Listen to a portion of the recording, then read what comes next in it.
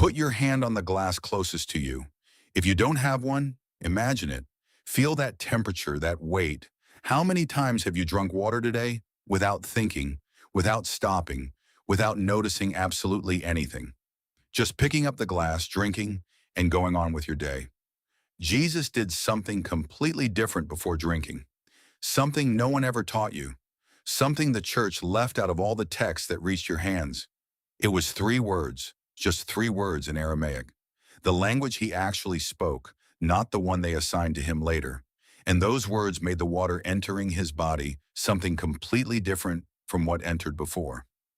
Why does that matter right now? Because you drink water every day and every single time. Without knowing it, you missed out on something valuable. Tonight, that is going to change.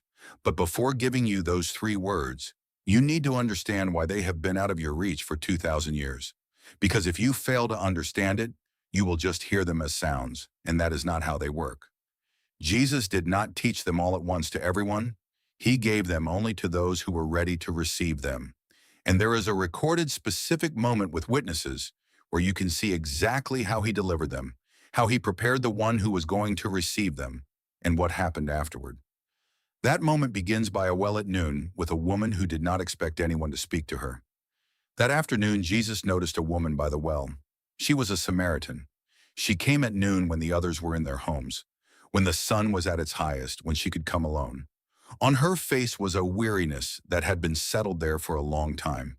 In her hand, the pitcher, on her shoulders, that constant weight. Jesus turned to her and said, "I will give you water that will make you never thirst again."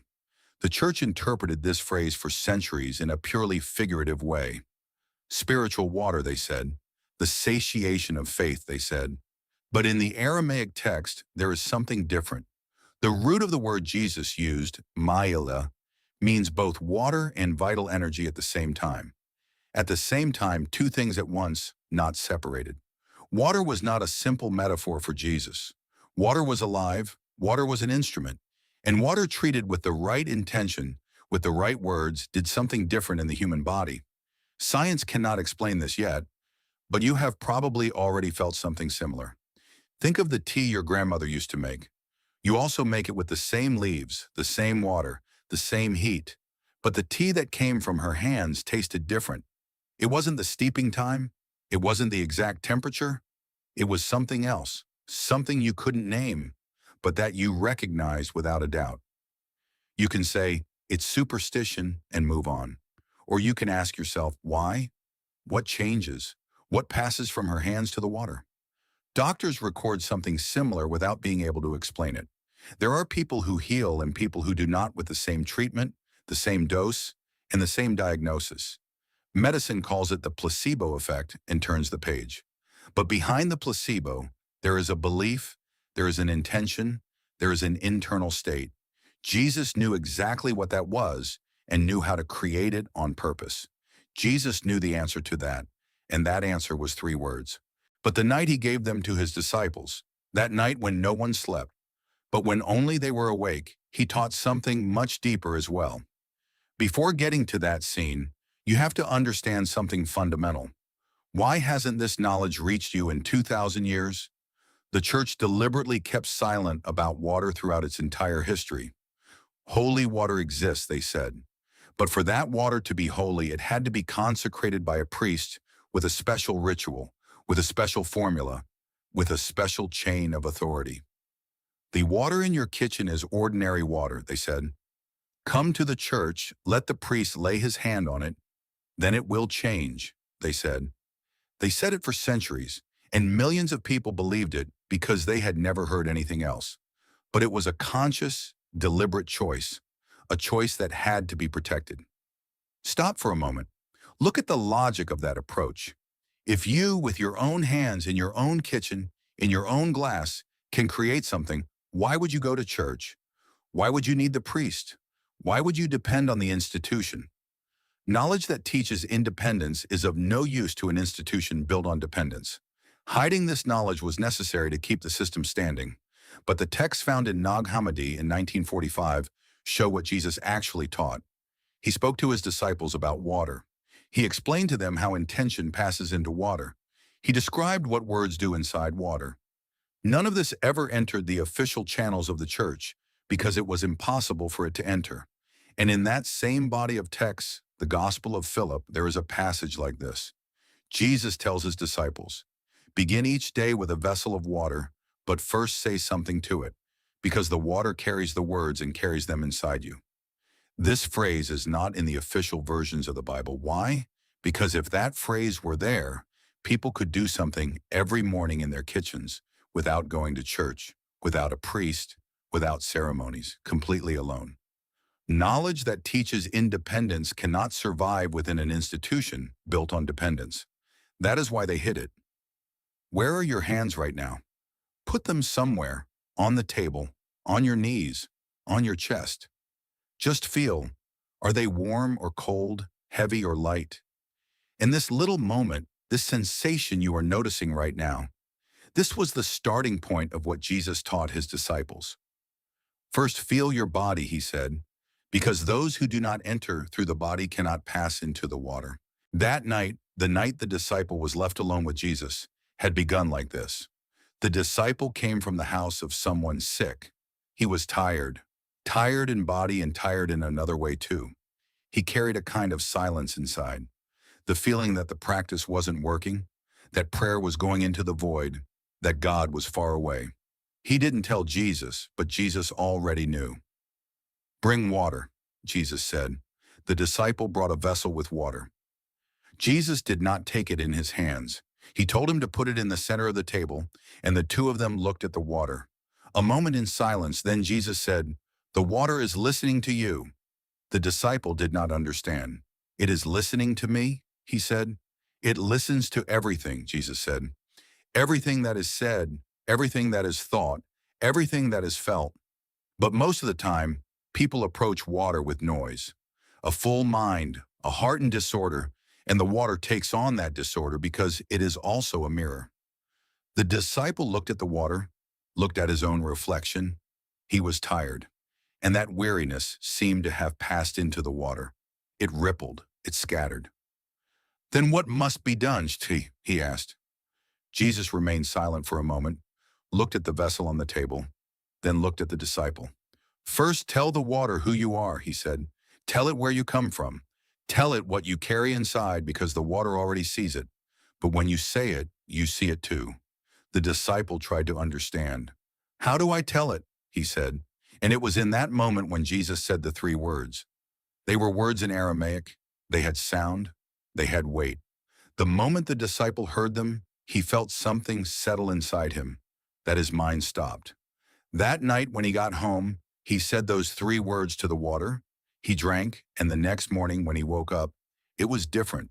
He couldn't say exactly what had changed, but something had changed. What were those three words? First, you must know this. These words are not a spell, they are not a password, nor are they a prayer formula in the sense taught by the church. They are the words in Aramaic that say what the water hears. The first word, Maranatha, perhaps you have heard it, and it is generally translated as "Come, Lord." But if we look at its Aramaic root, we see the union of two different things. Maran, our Lord, our source, and Atha, came, present here.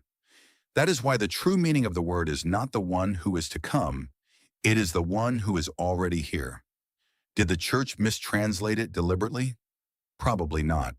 But the shift in translation occurred, and that shift was critical. Because when you say, "Come, Lord," it is as if you were addressing someone who is far away. But when you say, "the one who is already here," it is as if you were becoming aware of something that is already inside you. The two phrases produce the same sound, but one is outside the door, the other has already entered. When you truly say Maranatha to the water, not just as a sound, but with that meaning, you are acknowledging that the water has something, that it is a carrier, that it is a mirror. And to that mirror you are saying, I am open to what is already here. There is something that changes in the body when this word is said with that awareness. It is not imagination. It is the same mechanism that acts when you suddenly remember the name of someone you hadn't been able to remember for weeks. Something settles. Something clicks. Maranatha does not call out to something that is far away. It recognizes something that was always near. Jesus knew something else, that these words spoken at a certain time of day arrived differently, but that came later. That night in front of the water came the second word, Abun. Perhaps you recognized it from the beginning of the Lord's Prayer. In the church's version, it begins with, Our Father who art in heaven. But in Aramaic, this word carries two roots. Ab, source, creative force, and one, breath. Together, the source that gives breath. There are no heavens in this word. There is no hierarchy. There is no distance. Only the source of breath that makes everything exist right now. Right now, you are breathing. This is not something that is going to happen. It is happening now without anyone asking you to, without you deciding it. That breath that is happening in this precise moment, that is a boon. When you say this word to the water, you are telling it, I am part of this source, and so are you. The third word, shlama, is generally translated as peace or greeting. But in the Aramaic root, there is something deeper, wholeness, completeness. Shlama, a state in which no part is missing, not a peace that comes from outside, but an integrity that comes from within. The church reduced this word to the format of a ritual greeting. It became peace be with you, a protocol. But when Jesus used this word, when he said it to his disciples, when he used it in his healing work, he was declaring a state. He was saying, right now you are complete. He was saying, right now you are whole. When you say shlama to the water, you are telling it this. You are already complete. I am also complete. And this encounter right now is complete. Think about this for a moment.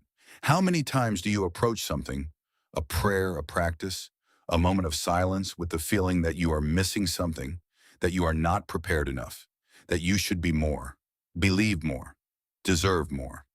Shlama says the opposite. It says that in this moment, exactly as you are, nothing is missing. And when the water receives that message, it carries it inside. Stop for a second. What happens when these three words are put together? Maranatha, Abun, Shlama. The one who is already here, the source that gives breath, wholeness. This is not a wish. It is not a request. It is a confession. The recognition of what already exists, and the water takes on the tone, the intention, the frequency of what is said in that moment. Science still cannot give a complete explanation for this, but it knows something. The structure of water changes according to intention. There is research that shows this in laboratory settings, but much more important than that, you have probably already experienced it. The tea you drink with a friend versus the one you drink alone.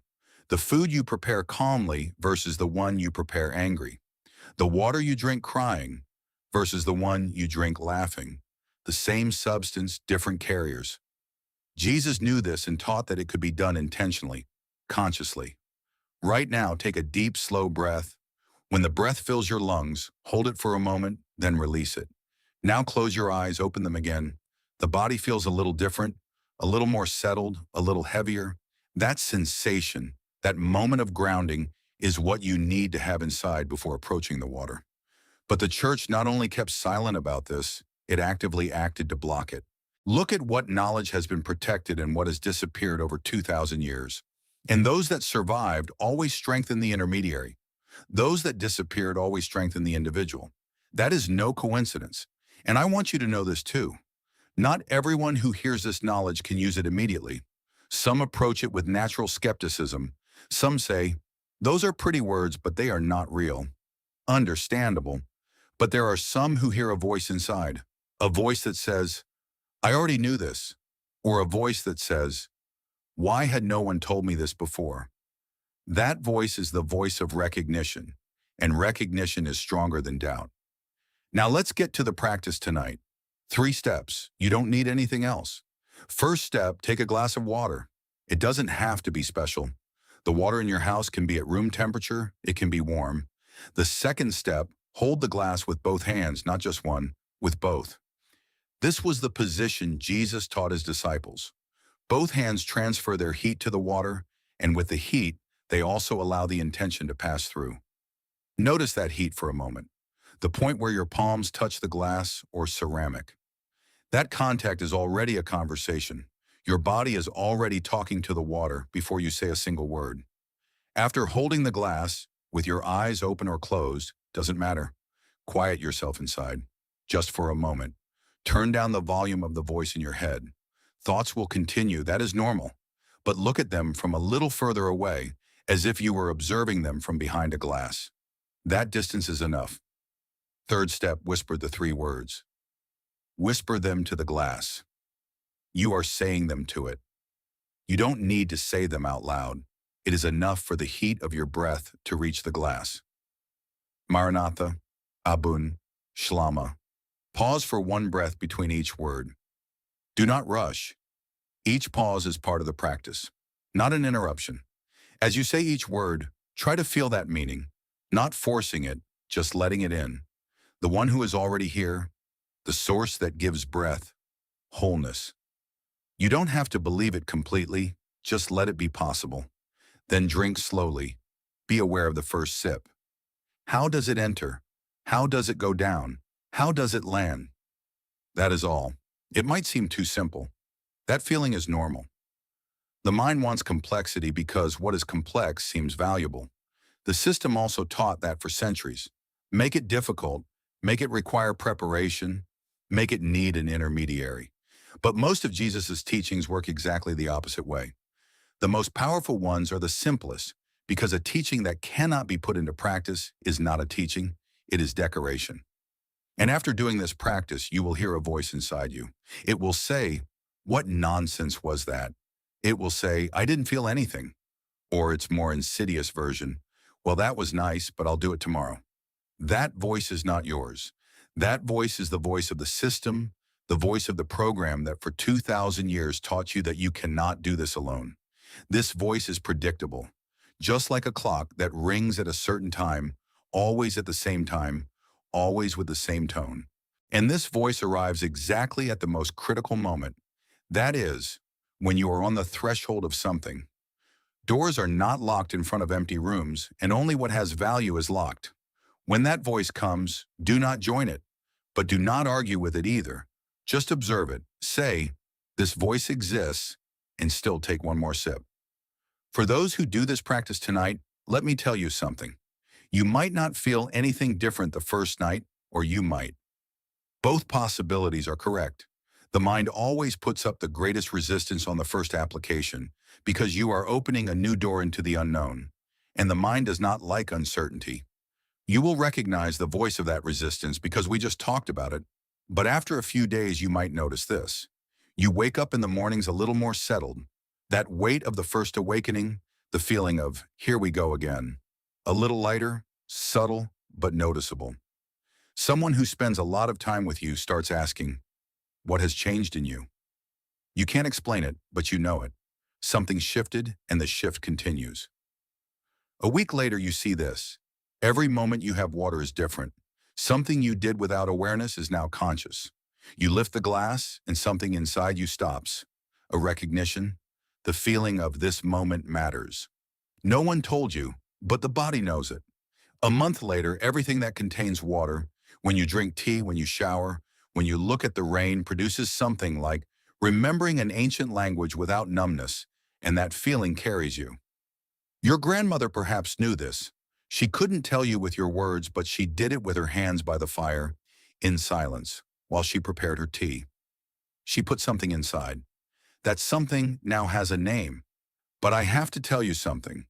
These three words, this knowledge, are just the first page of the story related to water.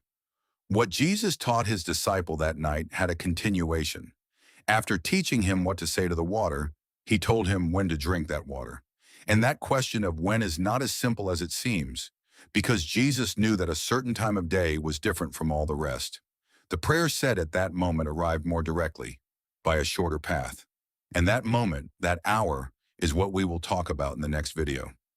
Tonight, say the three words to the water, do the practice, and when you open that video tomorrow or the day after, you will understand why what you are feeling right now is just the beginning. Now, I want to ask you something. While watching this video, was there a recognition inside you? The feeling of, "I already knew this, but I couldn't put a name to it"? Or perhaps your grandmother, your mother, or someone who gave you water in your life appeared in your mind.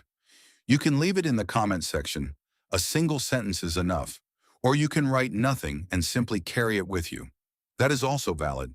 Because this knowledge does not work with words, it works when you carry it in your heart, as it always has. If this knowledge has resonated within you and changed the way you perceive the water that gives you life, we invite you to subscribe and like our channel. We are rescuing the ancestral wisdom they tried to hide for millennia. Nourish your spirit and cultivate your own path. The next secret is about to be revealed.